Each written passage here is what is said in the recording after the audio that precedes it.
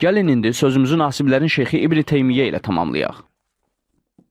Səhifə 130 deyir: Əbu Bəkrə gəlincə, Peyğəmbər tərəfindən onun barəsində nə bir şeyin inkar edildiyi, nə də bir şeyi ondan önə çəkdiyi məlum oldu. Lakin onun Ömərlə Bəni Təmimdən kimin vəli təyin ediləcəyi barəsində mübahisəsi və hər ikisinin səslərini yüksəltməsi istisnadır. Allah Teala da bu ayəni nazil etdi. Ey iman gətirənlər! Səsinizi Peyğəmbərin səsindən yüksəyə qaldırmayın və onunla bir-birinizlə danışdığınız kimi ucadan danışmayın. Lakin Peyğəmbərin bundan inciməsi Fatimənin hekayəsindəki incikliyindən çox olmadı. Allahu Ekber! Deməli, Fatimənin hekayəsində Buxar və digərlərinin nəql etdiyinə görə Əli Əbu Cəhlin qızı ilə evlənmək istəyərkən Zəhra qəzəblənmişdi. İbn Teymiyyə deyir ki, Peyğəmbər bu əməldən çox incimişdi. Deməli, Əli tərəfindən olan bu əməl Allah Rəsuluna əziyyət vermişdi. Buna əlavə olaraq İbn Teymiyyə bu ayəni şahid gətirir. Allah Teala buyurmuşdur: Sizə caiz deyil ki, Peyğəmbəri incidəsiz. Deməli, Əmir əl-Möminin Allah Rəsulunu incidirdi. Digər bir ayə isə deyir, Əhzab surəsi.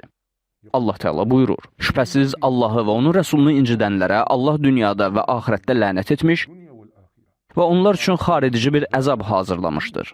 Deməli, İbn Teymiyyənin nəzərinə görə Əmir əl-Möminin məlundur. Bu sözdən Allaha pənah aparırıq. Allah lənət etsin nasiblərə. O bununla kifayətləndimi? Xeyr. Baxaq görək nə deyir. Minhacus Sünnətin Nəbəviyyə kitabı, İslamın düşməni İbn Teymiyyə 4-cü cild, səhifə 116 deyir: Lakin məqsəd budur ki, Əbu Bəkr ona əziyyət vermiş olsa belə öz nəfsi istəyi ilə deyil, Allaha və onun Rəsuluna itaat etmək və haqqı sahibinə qaytarmaqla əziyyət vermişdir.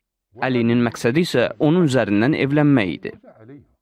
Deməli, Əbu Bəkirdən fərqli olaraq onun əziyyət verməkdə məqsədi vardı. Allahu Ekber! İmam Əlinin aleyhissalam bu izdivacın arxasında məqsədi varmış. O da Zəhranı incitmək imiş. Əbu Bəkir isə Zəhranı incitməmişdir. Allah göstərməsin. O bununla da kifayətləndimi? Xeyr, sözlərini tamamlayaraq deyir. Məlum olur ki, Əbu Bəkir Əliyə nisbətdə ona əziyyət verməyə görə qınanılmaqdan uzaqdır. Çünki Əlinin əksinə olaraq Əbu Bəkrin məqsədi birinin payı, yəni ixtiyarı olmadığı bir şeydə Allaha və onun Rəsuluna itaat etmək, Əlinin isə payı olan, yəni ixtiyarı olan bir şey ilə əziyyət vermək idi. Əbu Bəkir Allaha və onun Rəsuluna xatir hicrət edənlərdən idi. Bu da məqsədi qadınla evlənmək olan kəsə bənzəmir. Allahu Ekber! Nə dediyinə şahid oldunuz? Əmir əl-Möminin hicrəti Allaha və onun Rəsuluna xatir olmamışdır. Xeyr, əksinə qadınla evlənmək üçün idi. Allah Rəsulu buyurur, filan kəsin filan səhihi, yəni Səhih əl-Buxari.